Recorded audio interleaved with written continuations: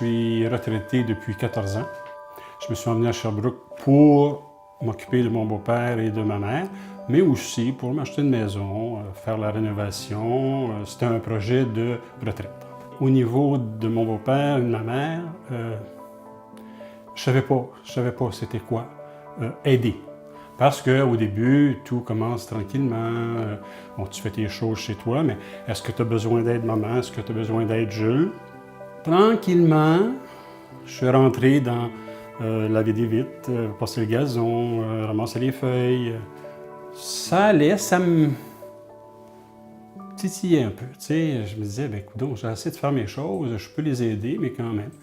Et ça s'est accentué jusqu'en 2014 où mon beau-père a eu un diagnostic terminal de cancer. Et je m'en suis occupé jusqu'à la fin. Il est décédé en février cette année. Et j'ai trouvé ça difficile. Parce que je me sentais seul. D'aider, je me sentais seul au monde. Il n'y a pas d'autres personnes, il y a juste moi. Et mon beau-père n'avait confiance qu'en moi. Alors ça me mettait une pression sur le dos que j'ai pu, jusqu'à la fin, avoir. Mais c'est l'infirmière pivot qui m'a dit « Monsieur Collard, au CLSC, par le CLSC, vous pouvez avoir l'appui de Sherbrooke, les aidants naturels. Moi, je vous conseillerais d'aller. Vous avez besoin d'aide. »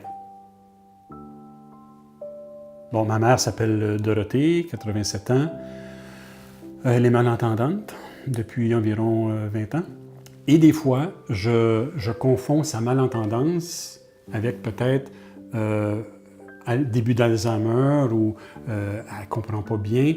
Mais comme pour elle, entendre, c'est beaucoup d'énergie pour elle à donner, alors des fois, je peux me tromper dans mon rôle d'aidant. Parce qu'en plus d'aider une personne âgée, en plus, elle est très malentendante. Alors, je suis obligé des fois de parler très fort pour savoir si ce que j'avais à lui dire, qui pourrait lui être bon pour elle, elle a bien compris. Puis si elle a bien compris la phrase. Mais si j'insiste trop, là, elle choque.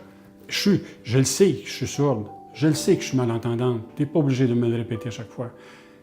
Et pour moi, c'est pas pour lui faire de la peine, mais je suis obligé de monter le ton. Sa condition physique est A1. Sa médecin lui dit qu'elle a le corps d'une femme de 60 ans et qu'elle a 87. Mais psychiquement, c'est une femme qui est anxieuse. Elle a diagnostiqué anxieuse jusqu'à la panique. Et pour elle, c'est très difficile de contrôler ça. Je veux dire, la travailleuse sociale est là dans le décor, sa médecin. Moi, j'essaie toujours de lui dire, moi, qu'est-ce que je peux faire pour t'aider? Ma mère n'habite pas avec moi parce qu'il y a quelques années, on en avait discuté. Et comme ce n'est pas la même génération, ce n'est pas le même genre de vie, moi, je lui ai dit non, je n'habiterai pas avec toi et tu ne viendras pas habiter avec moi. Ça, c'était clair entre nous deux. Par contre, je vais voir ma mère tous les dimanches. Ça, c'est depuis le temps, même quand mon beau-père vivait, c'était réservé, la journée du dimanche après-midi, on jasait, puis on se rencontrait. Depuis qu'il est décédé, vu l'anxiété qui s'est manifestée, je peux y aller 2 ou 3 fois par semaine. J'apprends à devenir zen dans le sens que je l'écoute, mais je ne le prends pas pour moi et je ne le traîne pas avec moi en sortant de la maison. C'est ce qui est de nouveau chez moi actuellement et tout ça grâce à ce que l'appui nous donne comme des conférences, beaucoup de conférences pour se situer dans notre rôle d'aidant. Quand je veux vraiment débrancher, je m'en vais à mon cours de Zumba Fitness où pendant 1 heure de temps, je sue, j'ai le souffle court, j'essaie de suivre la professeure. C'est le blackout total, je suis plus là, je suis pas bon. Mais je bouge et que la musique est entraînante, puis il y a plein de monde, fait que je peux m'envoyer les baguettes en l'air, puis sauter, puis crier, ça ne dérange pas la prof. Au contraire, elle aime ça. Et ça me fait du bien, aussi, au niveau de ma santé. Dans les activités où je suis allé, la semaine passée, aux aidants naturels, il y avait la présence de 2 hommes plus moi. C'était une des premières fois où il y avait des hommes. Mais en tout et partout, depuis 2 ans, je vous dirais, moins de 10. Et je me dis, il y a sûrement des hommes qui aident leur père, leur mère, leur frère, un ami, ou je ne sais quoi. Mais on ne les voit pas.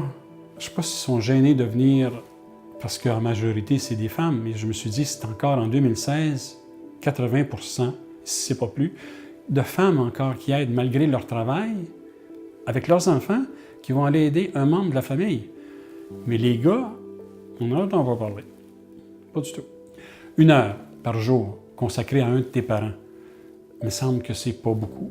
Je veux dire, surtout dans la famille, si la famille s'aide, puis c'est pas toujours le même. Si c'est un enfant unique, mais là, c'est plus difficile, il n'y a pas le choix. Mais je veux dire, quand on est un peu plus dans la famille, si ça pouvait arriver que tout le monde aide équitablement, mais c'est impossible.